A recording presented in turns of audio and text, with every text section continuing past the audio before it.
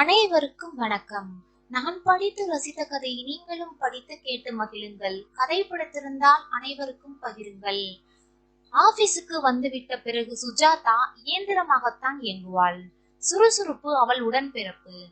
10:30 முதல் 5 மணி வரை அலுவலகத்தில் அவள் வேலை செய்யும் சுறுசுறுப்பை அதிகாரிகளை வியந்து பாராட்டிய நாட்கள் உண்டு. பழக்க வேகத்தில் மளமளவென்று வேலை ஓடிற்று. மிஸ் சுஜாதா சௌக்கியமா? குரல் கேட்டு நிமிர்ந்தவளின் முகத்தில் வியப்பும் சலிப்பும் நிழலாடுகின்றன. சௌக்கியம்தான் சார். எங்கே எப்படி? ராமநாதனை நேரில் பார்க்க வேண்டிய அவசியம் இருந்தது, வந்தேன். அப்படியே உங்களையும் கூட பார்த்துவிட்டு போகலாம் என்றுதான். சுஜாதா ஒன்றும் பேசவில்லை, அமைதியாக இருந்தாள்.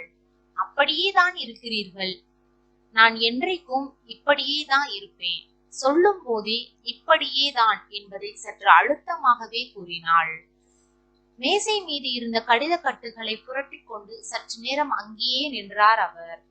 அப்புறம் என்ன தோன்றியதோ, அப்போ நான் வரட்டுமா என்றார். என்றாள் சுஜாதா. அவர் அந்த இடத்தை விட்டு நகர்ந்ததும் முகத்தை நிமிர்த்தி பார்த்தாள் அவள். இதழ் கடையில் ஏளன புன்னகை இழையோடி மறைந்தது. பாவம் என்று அவள் உதடுகள் முணுமுணுத்தன. இந்த மனிதர் சென்ற ஆண்டு வரை இதே அலுவலகத்தில் சுஜாதாவின் பிரிவு தலைவராக பணிபுரிந்தவர்தான். கம்பெனியின் சென்னை கிளைக்கு மாற்றப்பட்டு விட்டார். மோசஸ் என்ற பெயர். நல்ல மனிதர்தான். என்றாலும் அவரை நினைக்கும் போது சுஜாதாவுக்கு மனது என்னவோ செய்தது. சுஜாதாவின் பணிவான சுபாவம், சுறுசுறுப்புடன் கூடிய அவளது திறமையும் அவரை வெகுவாக கவர்ந்திருந்தன. கிட்டத்தட்ட 8 வருடங்களுக்கு மேலாக ஒரே பிரிவில் 2 பேரும் இருந்தாலும், அவருடைய மேற்பார்வையில் அவள் பணி செய்ததாலும், அவருடைய வாழ்க்கை விவரங்களை அவர் சிறுக சிறுக கேட்டறியும் வாய்ப்புகள் இருந்தன. மனம் தளர்ந்த நேரங்களில் அவர் நிஜமான ஆதங்கத்துடன் கேட்கும் போது சுஜாதாவும் தன் வரலாற்றை அவரிடம் சொல்ல தயங்கியது இல்லை. ஒரு முறை அவளை வீட்டிற்கு அழைத்து இருந்தார் அவர். எங்க அம்மா உங்களை பார்த்தால் ரொம்ப சந்தோஷப்படுவாங்க, அவசியம் வரணும் என்று அவர் அழைத்த போது அவளால் அந்த அழைப்பை நிராகரித்து விட முடியவில்லை. அவள் போயிருந்தாள். அம்மா, நான் சொல்லிக்கொண்டே இருப்பேனே சுஜாதான்னு, அவங்க வந்திருக்காங்க. அவருடைய அன்னை தன் இடுங்கிய கண்களால் அவளை கூர்ந்து பார்த்தாள். வாமா என்று ஒக்கைவாய் நிறைய சிரிப்புடன் வரவேற்றாள். பிறகு, தம்பி, கொஞ்ச நேரம் பேசிட்டு இருங்க, இதோ வந்துடுறேன் என்று கூறிவிட்டு கிழவி காஃபி கலந்து எடுத்து வர சென்றாள். அந்த அறையின் கிழக்கு சுவரில் மாற்றப்பட்டிருந்த ஒற்றை புகைப்படத்தை சுட்டிக்காட்டி, இதை பார்த்தீர்களா என்று கேட்டார் மோசஸ். ஜன்னலில் தொங்கிக் கொண்டிருந்த திரைசீலையின் சித்திர வேலைப்பாட்டை ரசித்துக் கொண்டிருந்த சுஜாதா திரும்பி பார்த்தாள். அழகிய பெண்ணின் முழு உருவப்படம் அது. இதில் இருப்பது யார் தெரியுமா? 1 வருடம் என்னோடு வாழ்ந்துவிட்டு என்னை தனியாக தவிக்க விட்ட புண்ணியவதி. அவர் குரல் தழுதழுத்தது. கண்கள் லேசாக கலங்கி விட்டதை அவள் பார்த்தாள். திடீரென சுஜாதாவின் பக்கம் திரும்பி, நான் ஒன்று சொன்னால் கோபித்துக் கொள்ள மாட்டீர்களே என்று கேட்டார். என்ன சார்? உங்கள் வாழ்க்கையை அர்த்தமில்லாமல் நீங்கள் வீணடிக்கிறீர்கள். லில்லி போன பின்பு என் வாழ்க்கையும் இருண்டு கிடக்கிறது. நீங்கள் மட்டும் சரி என்று சொன்னால் 2 பேர் வாழ்க்கையுமே. சார், சுஜாதா கத்தியே விட்டாள். நான் கல்யாணமான பெண். இனிமேல் இப்படி தத்து பித்து என்று பேசாதீர்கள். அவளுடைய பேச்சில் இருந்த உறுதி அவரை நிலைகுலைய செய்தது. சாரி, ஏதோ உணர்ச்சி வசத்தில் பேசிவிட்டேன், மன்னித்து விடுங்கள் என்று சொல்லிவிட்டு நாற்காலியில் உட்கார்ந்தவர் தன் நிலைமைக்கு வர வெகு நேரம் ஆயிற்று. கிழவி கொண்டு வந்த காஃபியை குடித்துவிட்டு சுஜாதா விடை பெற்றுக் கொண்டு கிளம்பி விட்டாள். இந்த சம்பவத்திற்கு பிறகு அவள் யார் வீட்டுக்கும் தனியே போவதில்லை என்று உறுதி எடுத்துக் கொண்டாள். அவள் மறந்து போயிருந்த இந்த சம்பவத்தை மோசஸின் வருகை நினைவுபடுத்தி அவளை சற்று நேரம் வேதனைப்படுத்தத்தான் செய்தது. விளையாட்டு போல வருடங்கள் ஓடிக்கொண்டிருந்தன. அவளுக்கும் வயதாகி கொண்டிருக்கிறது.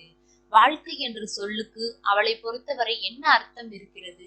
இப்படி ஓடி ஓடி உழைத்து யாருக்கு சேர்த்து வைக்க போகிறார் என்று அவளது தோழிகள் கேலி செய்வார்கள். ஆனால் இப்படி ஓடி ஓடி வேலை செய்வதில் மனதை ஈடுபடுத்துவதால் தான் அவளால் வீண் சிந்தனைக்கு இடம் கொடுக்காமல் இருக்க முடிகிறது. இந்த உண்மை அவர்களுக்கு எங்கே புரிய போகிறது? 12 வயதில் அவள் வாழ்வில் விழுந்த இடியின் பயங்கரத்தை அவள் அன்று உணரவில்லை. அதன் பின்புதான் அவள் எங்கே உணர்ந்தாள்? அவளை விட எவ்வளவோ சிறியவனான ரவி அதனை நினைத்து வருந்திய அளவு கூட அவள் வருந்தியது இல்லை. அவள் மனம் வளர்ந்த முறை அது. அது தானாக பெற்ற பக்குவம் அப்படி. அவளுக்கு சரியாக நினைவு கூட இல்லை. ஊரே அதிசயிக்கும்படி அத்தனை விமர்சையாக நடந்ததாம் அவள் கல்யாணம். மற்றவர்கள் சொல்ல கேட்டிருக்கிறாள் அவள். தஞ்சை மிராசுதாரர் ஒருவரின் ஏக புத்திரனை மாப்பிள்ளையாக தேர்ந்தெடுத்திருக்கிறார் அவள் தந்தை.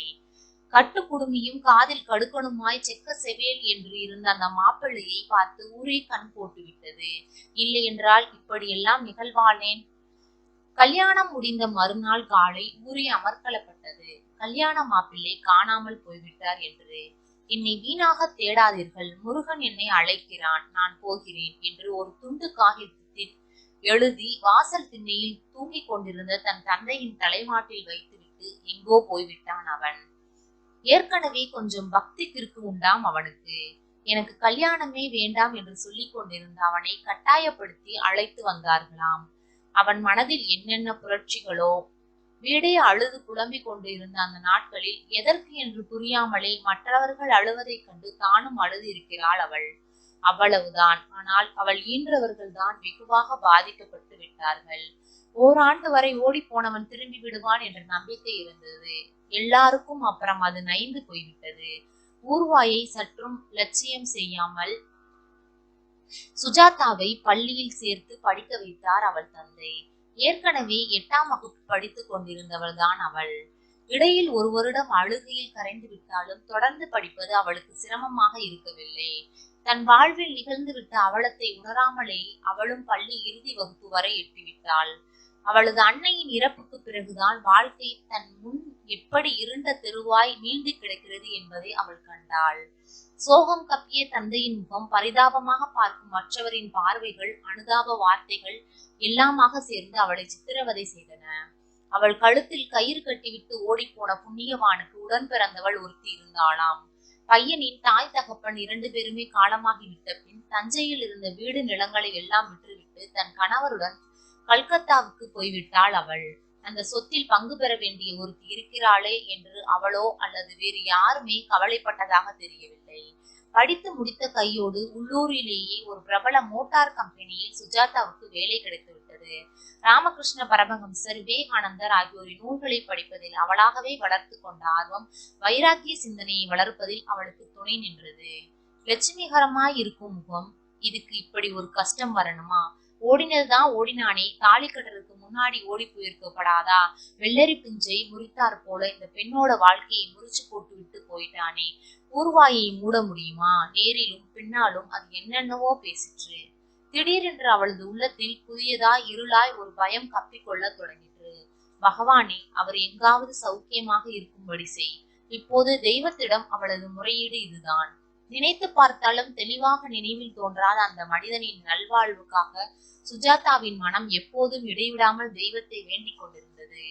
காலம் ஓட ஓட நைந்த கயிறாய் இற்று போய்விட்ட வாழ்வுடன் மேலும் போராட தெம்பின்றி ஒரு நாள் அவள் தந்தையும் ஓய்ந்து விட்டார். ரவி அப்போது காலேஜில் சேர இருந்தான். தம்பியை அணைத்துக் கொண்டு அவள் மீளா துயரில் ஆழ்ந்து விட்ட தந்தையின் தலைமாட்டில் நின்றாள். ரவி, உனக்கு அப்பா அம்மா எல்லாம் நான் தான், கவலைப்படாதே, அழாதே, ஆண் பிள்ளை அழக்கூடாது என்று தெம்புடன் பேசி அவனை தெளிவித்தாள். அதே போல அவனுக்கு தாயாய் தந்தையாய் இருந்து இன்று அவன் கடைசி வருட கல்லூரி படிப்பை முடிக்கும் நிலைக்கு கொண்டு வந்து விட்டாள். நினைக்கும் போது மலைப்பாக தான் இருந்தது. எப்படி இத்தனை சுமைகளையும் தாங்கி ஓடி வந்தோம்? உனக்கு பசியே கிடையாதா சுஜாதா? அவளது சிநேகிதி தேவகியின் குரலை கேட்ட பிறகுதான் தன்னை சுற்றிலும் பார்த்தாள். அவள் ஆபீஸ் அறை காலியாக இருந்தது. அது லஞ்ச் டைம். எல்லோரும் சாப்பிட போயிருந்தார்கள். பாதி மனம் சிந்தனையிலும் பாதி மனம் வேலையிலுமாக அவள் தான் நேர ஓட்டத்தை கவனிக்காமல் உட்கார்ந்து விட்டாள். மணியே தெரியவில்லை. தேவகி என்று சொல்லிக் கொண்டே டிஃபன் பொட்டலத்தை எடுத்துக்கொண்டு கிளம்பினாள். இந்த பரந்த உலகத்தில் அவளுக்கு இருந்த உறவு எல்லாம் ரவி ஒருவன் தான். அதை போலவே அவளுக்கு இருந்த ஒரே தோழமை இந்த தேவகியிடம்தான். அலுவலகத்திலும் சரி, வெளியிலும் சரி, அவள் யாருடனும் அதிகம் பழக மாட்டாள். தேவகி நல்ல பெண். 4 குழந்தைகளுக்கு தாய் அவள். ஒத்த வயதுடையவள். ஆனாலும் பல நேரங்களில் சுஜாதாவிடம் தாயின் பரிவுடன் தான் அவள் பழகினாள்.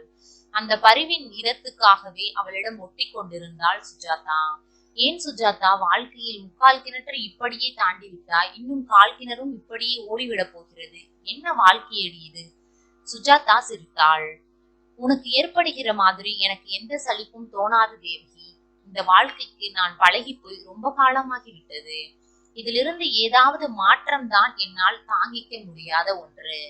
அவள் பேச்சு விசித்திரமாக இருந்தது. தேவகி ஏதோ அதிசய பொருளை பார்ப்பது போல் சுஜாதாவின் முகத்தை பார்த்து கொண்டிருந்தாள். தேவகி, அப்படி பார்க்காதே, உன் பார்வையை என்னால தாங்க முடியவில்லை.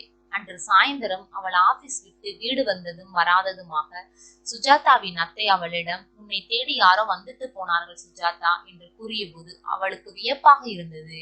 அவளை தேடி அவள் வீட்டில் இல்லாத நேரத்தில் யார் வருவார்கள், யார் என்ற யோசனையில் பொழுதை கழித்த போது அவளை தேடி ஒரு அம்மா வந்திருப்பதாக அத்தை ஓடி வந்து கூறினாள். நீதான அம்மா சுஜாதா? எடுத்த எடுப்பிலே ஏக வசனத்தில் அந்த அம்மா பேசியது என்னவோ போலிருந்தது சுஜாதாவுக்கு. ஆயினும் ஆமாம் என்றாள். தொடர்ந்து, நீங்கள் யார் என்று எனக்கு தெரியவில்லையே என்று கேட்டு வைத்தாள். வைத்த கண் வாங்காமல் சுஜாதாவையே பார்த்து கொண்டிருந்த அந்த பெண்மணியின் கண்களில் மெல்லிய நீர்த்திரை படிந்தது. எப்படி சொல்வது, என்னவென்று சொல்வது? உள்ளே வந்து உட்காருங்கள், வாருங்கள் என்று அழைத்தாள் சுஜாதா. அந்த அம்மா உள்ளே வந்து உட்கார்ந்து கொண்டாள். சுஜாதா, நான் யார் தெரியுமா? உன் கணவனுடைய தங்கை பார்வதி என்று அந்த அம்மா கூறியதும் சுஜாதா ஒரு கணம் சுதாரித்து கொண்டு விட்டாள். ஓஹோ, கல்கத்தாவிலிருந்து நேற்றுதான் வந்தேன். அப்படியா? சுஜாதாவின் மனதில் ஏனோ எரிச்சல் பற்றி கொண்டு வந்தது. சற்று பொறுத்து அந்த அம்மா, அவன் சௌக்கியமாக இத்தனை வருடங்களுக்கு பிறகு வீடு திரும்பி இருக்கிறான் என்றாள். சொல்லிவிட்டு சுஜாதாவின் முகத்தில் படரும் உணர்ச்சிகளை தீவிரமாக கவனித்தாள் அவள். ஆனால் அவளுக்கு ஏமாற்றம் தான் கிடைத்தது. சுஜாதாவிடம் அவள் பேச்சு எந்த மாறுதலையும் விளைவிக்கவில்லை. நான் என்ன சொல்கிறேன் என்று புரிகிறதா சுஜாதா? புரிகிறது புரிகிறது, மேலே சொல்லுங்கள்.